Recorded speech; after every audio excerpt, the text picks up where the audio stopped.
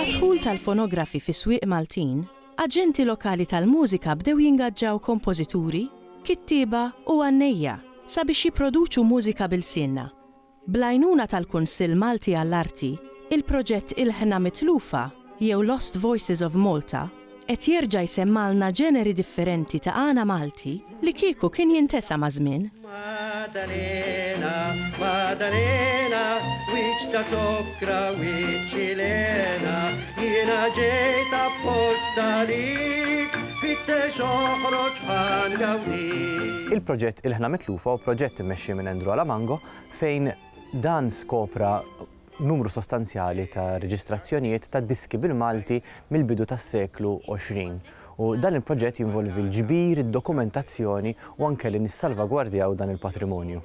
Dawn ir-reġistrazzjonijiet saru bejn l-ewwel u t-tieni gwerra dinjija u joffru mera interessanti fuq dan il-perjodu tant eċitanti fl-istorja ta' Malta. Kien perjodu ta' taqlib politiku mhux biss lokalment imma anke fuq livell mondjali. Kien iż-żmien fejn Malta bdiet dejjem tersaq iktar u iktar lejn l-indipendenza tagħha mill-Imperu Ingliż. Fl-1921 fil-fatt konna ngħatajna is-self-government. U kien f'dal fil-ferment ta' identità nazzjonali u politika li dawn ir-reġistrazzjonijiet ħarġu u saru pubbliċi. Kien fenomenu kbir, kienu popolari immens, għala wkoll kritika tajba u ħażina u kien hemm diskussjonijiet sħaħ fil-gazzetti ta' dak iż-żmien.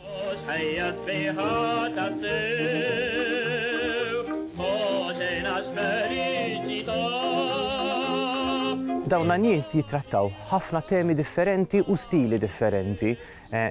Kien hemm reġistrazzjonijiet minnhom li huma għana popolari, għana tal-fatt, għana Bormliża, anke għana Spirtu Pront kien hemm. Hemm ukoll reġistrazzjonijiet li huma sempliċement diski popolari ta' dak iż-żmien, tangos, valzijiet u anke xi makkjetti li fejn apparti l-mużika hemm anke parlant sostanzjali. Sandingson fajla. Scusi, intu għan negozjat Tal-patata u x'tassew. Preċiżament, għarafti. Io sono fajla. Fix ħand intervik ki joġbok? Għaxiva, senjur, ninsaf il-tima. Zbeħa di. Ħafna minn dawn il-mużiċisti u artisti kienu mdorrijin f'ambitu differenti, bħal pereżempju kien hemm kantanti liriċi li kienu mdorrijin kantaw il-Royal Opera House. Għandek ukoll artisti li kienu iktar komdi fit-tradizzjoni ta' teatru u teatrin bħalma nsibu fil-makkjetti. Jidħol ukoll ħafna l-element ta' sfin u ta' xalar u nsibu ħafna, pereżempju foxtrots, żifna li dak iż-żmien kienet għadha relattivament ġdida u popolari. Il-lingwaġġ huwa sorprendentement modern. Mit-tendenza pereżempju tat-taħlit tal-lingwi, Taljan, Malti u Ingliż li kienu tliet lingwi dominanti ta' dak iż-żmien. Ħafna drabi jintużaw għal effett drammatiku jew komiku, imma mhux biss. Hemm ukoll xi kliem partikolari, pereżempju li llum il-ġurnata ma tantx għadu jintuża għalkemm hemm inqas minnu milli wieħed jaħseb. Kelma partikolari li affaxxinatni kienet il-kelma ġuvna li huwa l-femminil ta' ġuvni. Aħna llum il-ġurnata ngħidu ġuvni xebba, imma dak iż-żmien kienet aċċettata li tajt ġuvna.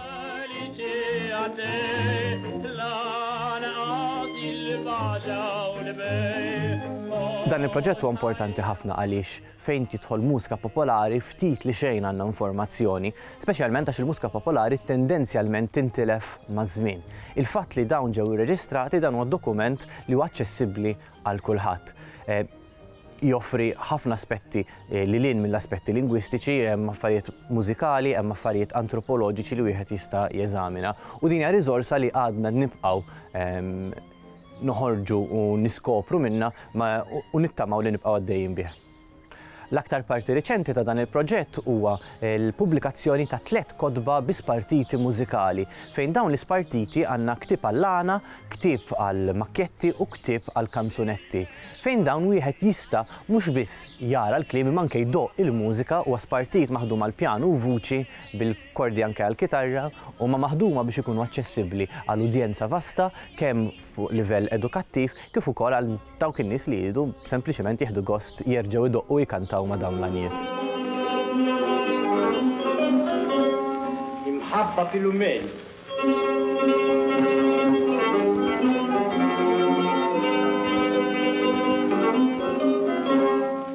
Kidnilu kelli daqxejn tal-amrata u biex tarani taħt it-tieqa kont immut inkantala l-Filumena. Il-Sinna jixtieq jirringrazzja lill-Aġenzija Nazzjonali tal-Litterizmu, lill-Kunsill Malti għall-Arti u l-Kultura, lill-Ministeru għall-Edukazzjoni u x-Xogħol, lill-Kunsill Nazzjonali tal-Ilsien Malti u lid-Dipartiment tal-Malti fil-Fakultà tal-Arti l-Università.